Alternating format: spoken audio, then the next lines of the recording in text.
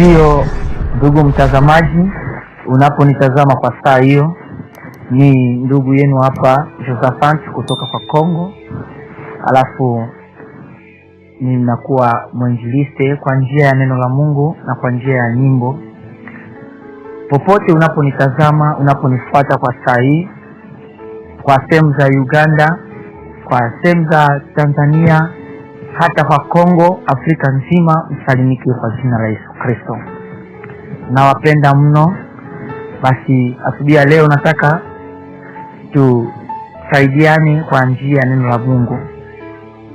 Basi bila kukawia, tunaomba Mungu asante kwa kutusaidia na kutuwezesha mpaka pale. Basi guza kila atakayenifuata katika asubuhi ya leo, ikuwe hitaji yake na ikuwe ufunguo yake, ikuwe njia yake ya kutoka chini ya utuma kwa jina la Yesu. Amen. Naye nitazama kwa saa hiyo, tuna neno la Mungu katika kitabu cha Mathayo. Soma nami kitabu cha Mathayo sura ya 2, soma nami 1 na unashuka kwa hii passage, unasoma hata kwa 13, utasaidiwa zaidi. Pale zaidi tunataka tuseme kama ni maseme yetu, seme ambayo tunasimamia siku ya leo ama jioni ya leo. Nasema hivi: nyota yako, nyota nzuri. Ukiwa na nyota nzuri, ukiwa na nyota ya maana, ina vita nyuma yake. Ndio neno tutakaosimamia siku ya leo ama jioni ya leo. Alafu soma nami hata verse yake moja tu. Tunasoma: wakati Yesu alipozaliwa katika Bethlehemu ya Yudea, siku za mfalme Herode, tazama, waaskari wa mashariki walifika Yerusalema. Tunaendelea 2, wakisema, yuko wapi yeye aliyezaliwa mfalme wa Yuda? Kwa sababu tuliona nyota yake katika mashariki, nasi tumekuja kumwabudu. 3, naendelea hivi: wakati mfalme Herode aliposikia maneno haya, alifadhaika, na Yerusalema pia pamoja naye. Alikusanya wakubwa wa makuhani wote wa waandishi wa watu, akawauliza pahali Kristo atakapozaliwa. Nao wakamwambia, katika Bethlehemu ya Yudea, kwa maana ndivyo ilivyoandikwa na nabii. Alafu endelea kwa wakati wako na utasaidiwa sana zaidi. Pale tunasema, tunaongelea nyota yako. Nyota yako, ama tunasema nyota ni nini? Tuseme nyota inakuwa kwenye baraka yako, inafichwa. Inakuwa kitu yako kizuri kwenye inafichwa ni ndani ya nyota. Leo ukikuwa unafaa ndoa, ni sababu ya nyota yako. Leo kama ukijenga, ni sababu ya nyota yako. Leo kama unatembeza gari, ni sababu ya nyota yako. Leo kama una afya nzuri, ni sababu ya nyota yako. Leo kama unakuwa una kibali na umungu, ni sababu ya nyota yako. Leo kama unakuwa unakubaliwa hata na watu, pahali pote unapofika watu wanakupokea bila tatizo, ni sababu ya nyota yako. Unapatanishwa hata na wakubwa ndani ya mji fulani, ni sababu ya nyota yako. Sasa nataka nikuelezea nyota. Tunasema nyota, kila nyota nzuri ina vita nyuma yake. Kila nyota nzuri ina magumu, ina mapito kali nyuma yake. Sababu inakuwa kitu nzuri, inakuwa nyota, inakuwa kitu ambacho itaweza kubadilisha maisha yako. Alafu tunataka tukwambia katika asubuhi ya leo, nyota ambayo unakuwa naye ni nyota ya maisha yako. Sasa unajiuliza, wakati zingine unapitia vita kali, unapitia magumu nyingi sana, unapitia mapito kwenye maisha yako, akili yako inasimama wakati zingine. Sababu ya nini? Nyota yako inakuwa ya maana, inakuwa ya nzuri sana. tunasoma hapa katika kitabu. Alafu wakati Yesu alipozaliwa, na wakati Yesu alipozaliwa akazaliwa na nyota ya kifalme ndani yake, na alizaliwa kusudi aokoe ulimwengu nzima, na itakuwa nyota ambayo iliatikisa maisha ya Yesu Kristo kusudi aokoe watu wa Mungu, aokoe watu wa Kristo, aokoe watu wake na watu watoke chini ya utumwa. Alizaliwa na nyota nzuri sana. Na kwenye alipozaliwa na hii nyota kulikuwa na mfalme aliitwa Herode, na wakati Herode akasikia kama kunakuwa na mtoto amezaliwa na nyota yake imeng'aa mawinguni, sasa akajifunza sana, akajifunza ajue kama ni nani amezaliwa na ni nani anayekuja kusudi amkomboe ni nani. Ikamsumbua sana yule mfalme. Herode akasumbuka sana ndani ya maisha, akasumbuka sana ndani ya mioyoni mwake, akasufadhaika, akangaika huku na huku kwa mafikiri yake. Nataka nikuambie leo nyota yako ambayo inakuwa nzuri, ambayo inakuwa mema, inahangaisha wadui sana, inahangaisha kuzimu, inahangaisha hata walozi wa familia yako, inahangaisha jamii yako wenye wanajua, sababu walozi wanahakikisha wanajua nyota ya watu wa Mungu wenye watu wanazaliwa na nyota nzuri. Walozi wanajua kabla mtu anapozaliwa kwa hospitali hivi. Kwa hospitali mwanadamu anapozaliwa hivi, nyota yake inatazamiwa na wadui, inajulikana na wadui. Na hata Mungu yule mwenye alileta ile nyota, yeye pekee anajua. Utaona nyota yako, ukiwa na nyota nzuri, unatafutwa na wadui, unavitanishwa, unasikiwa hata katika majamaa, sababu nyota yako ni nzuri sana.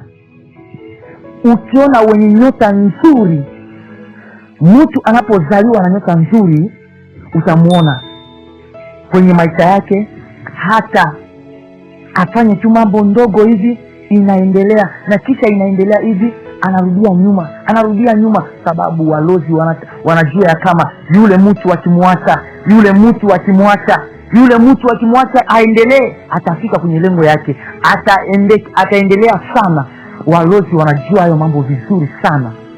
Ndugu mtazamaji, msikilizaji, unaponisikia kwa saa hiyo, nataka nikuhakikisha kama una nyota nzuri sana, una nyota maishani mwako, lakini ilifungwa baada ya siku nyingi, lakini inakaa baada ya siku nyingi bila kufika kwenye lengo yake. Herode aliposikia kama kunakuwa na mwanaume, kunakuwa na mtoto amezaliwa na kuwa na nyota inang'aa, ni nyota nzuri inayomeremeta, Herode akafadhaika. Wadui wanapofadhaika juu ya nyota yako nzuri, hawataki ufike kwenye lengo yako, hawataki nyota yako imeremeta, hawataki nyota yako ifike kwenye lengo ambao Mungu alikutayarishia, hawataki uishi maisha vizuri, sababu wanaona nyota yako inang'aa sana, sababu wanaona nyota yako ina maana sana.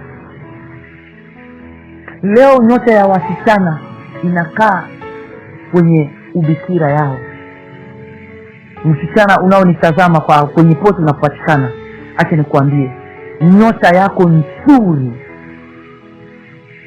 yako nzuri ambayo inaweza kubadilisha maisha yako wewe msichana, ambayo inaweza kubadilisha kila mambo yako na familia yako, hata juu yako familia yako wasimame, wasaidiwe, ni sababu ya nyota yako. Na unajua kwenye nyota yako inafungiwa, nyota yako inakuwa ndani ya ubikira yako, na wakati unakuwa na njia utarudisha nyota yako, hata ulipoteza utayarudisha. Wakati unapofanya nguvu yote, unarudia chini ya miguu ya Mungu, unarudisha nyota yako, na nyota yako itarudia. Na wakati inarudia, hata kama maisha yako kabla ulipozaliwa, kama maisha yako ilitayarisha utafanya ndoa, sharti wakati unapotambona unarudia chini ya miguu ya Mungu, nyota yako inarudiaka, na hata mwenye Mungu alikutayarishia anakuja kukuchukua na ndoa. Wakati unaporudia chini ya miguu ya Mungu yako, unatambua kwa hiyo njia watu wanapata ndoa, haupati ndoa rahisi, ama haupati ndoa kwa haraka.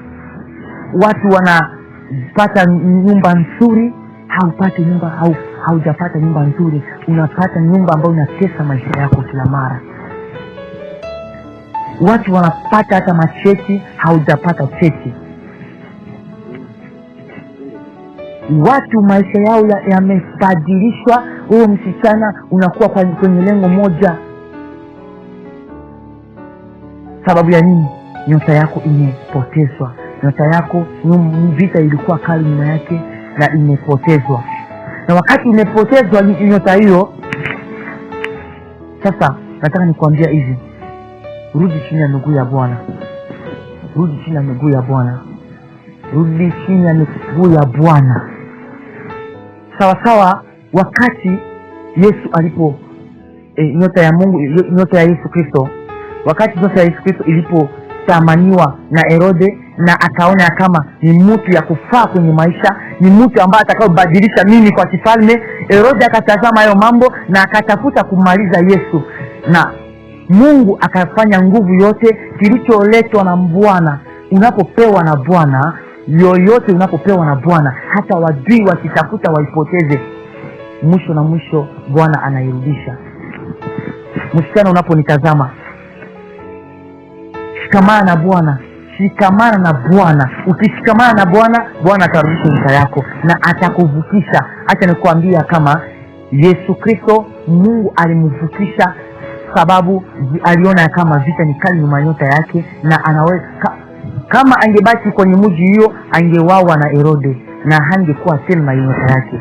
Lakini kwa mwisho Mungu akafanya nini? Akavukisha mwana wa Mungu, akamvukisha Yesu Kristo, na walimkimbiza akavuka na kutabiria subia leo. Uwe pia ukikaribia Bwana, uwe pia ukisongelea Bwana, unajiachilia mikono ya Bwana, unanyenyekea chini ya miguu ya Bwana. Msichana, unaponitazama pale pote unapatikana, nyota yako itarudishwa na Mungu yeye peke. Ilikuwa nyota ya ndoa, kama ilikuwa nyota hata ya nyumba nzuri, ya kazi, ya cheti, utarudishwa na Bwana na mwisho utavuka. Ukiendelea na kusoma pale, mambo haya ilichanganya watu kwenye mji huo. Na wakati ilipochanganya watu, wakakaa chini, Herode akakusanya watu wake na kuwaulizia, akasema, wa akili mnaona namna gani?